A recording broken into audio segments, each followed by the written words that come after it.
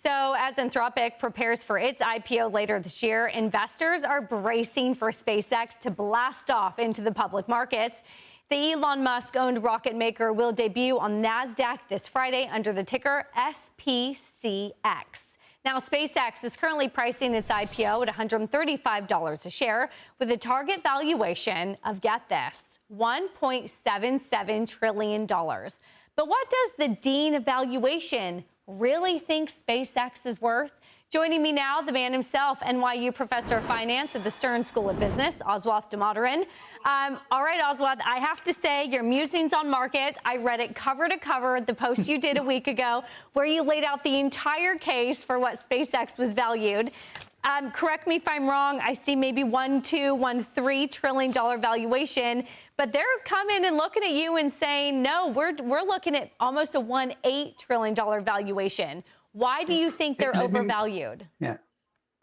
Let me make one correction. It's not the valuation of SpaceX. It's my valuation of SpaceX. Sure. It reflects my story, my view.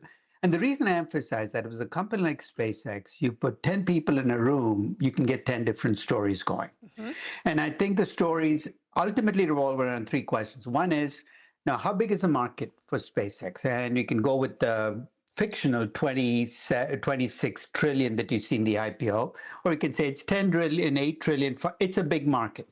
The second part is how much money can they make in this market? And on each of those dimensions, you can look at SpaceX and answer the questions differently than I can, which means your estimate of value is going to be different from mine.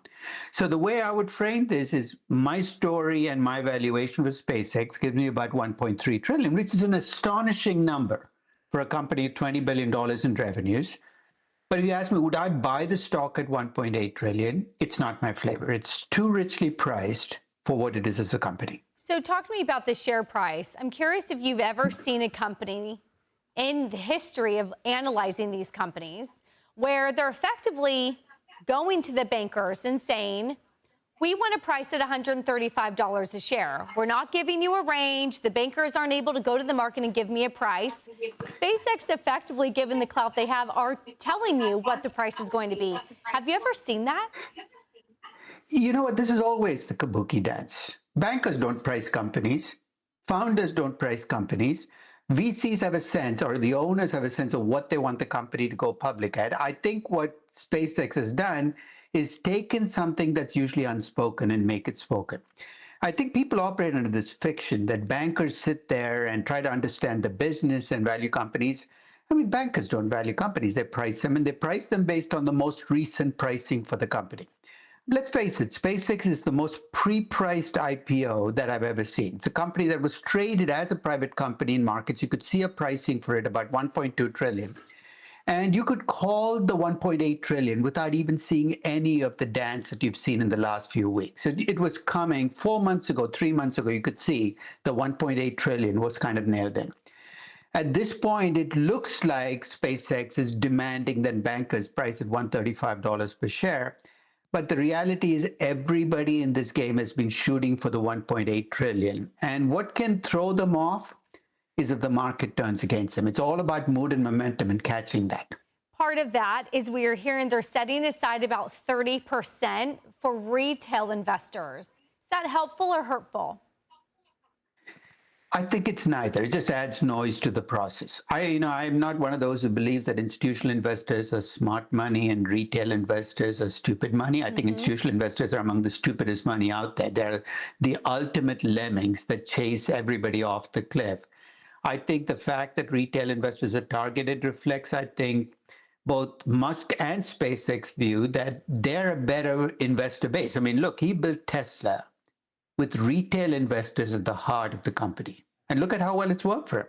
So I think it reflects the faith that Musk has, that retail investors are a more reliable group to stay around than institutional investors who tend to drop and change their minds and sell everything at the drop of a hat and go wherever everybody else is going.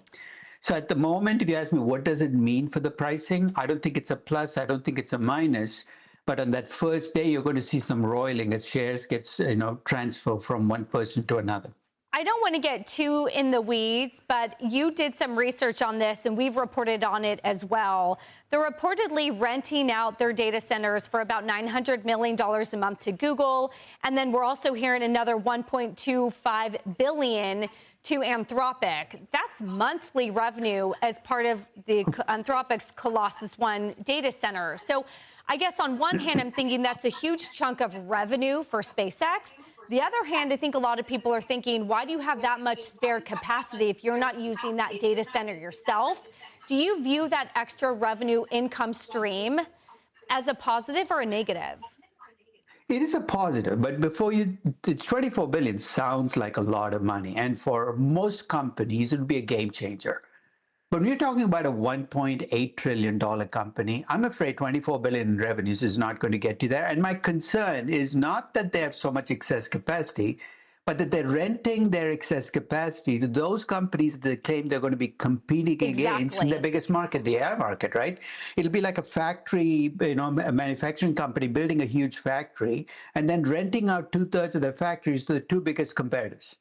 And you're saying, how does this story play out? So I like the revenues. I like the fact that in the near term, it's going to bring in cash flows. I don't think it's a good long-term storyline if your claim is that you're going after the big AI market. One analyst note I read this morning puts it at 80% odds that this thing goes public and in a couple years you merge with Tesla. And that's how you get a trillionaire of Elon Musk. Do you see SpaceX and all of those entities eventually merging with Tesla? And if so, sort of how does that change the way you value a company with so many multiple different business models? Musk is a trillionaire, whether they merge or not, right? But he owns Tesla and SpaceX as separate companies or as a combined company. But the one thing I've learned not to try to do with a Musk-run company is try to predict what he will do next month, 2 months. I mean, that's part of the package, right? People complain about the volatility that comes with it, but this is the package. He's a genius in terms of imagination and bringing in engineers and building these great companies. But he's an extraordinarily unpredictable person when it comes to what is he going to do next. So rather than try to second guess him, which is going to be a recipe for frustration, I'm going to play it as it happens. It might happen, it might not happen, but I think that's very much in the air. Final question. You say it doesn't mean that I will never buy the stock, and if the price drops by enough, my decision will change accordingly. What price would you get in? I gave you my value. It's 1.3 trillion. Once it starts dropping 1.3 trillion, it becomes interesting. Now, clearly, would I buy it 1.299 trillion? Probably not. That's like buying an index fund. But the more it moves below 1.3 trillion, and I'm not holding hope that it'll happen next month, 2 months from now. But remember, Facebook traded half its IPO price 3 months after the IPO. I'm going to be ready. I love the company. I just don't like the price. Well said. Aswath Damodaran, it was a pleasure. Thank you. And from my alma mater as well, I'll give NYU a shout out. Thank you so much. Thank you.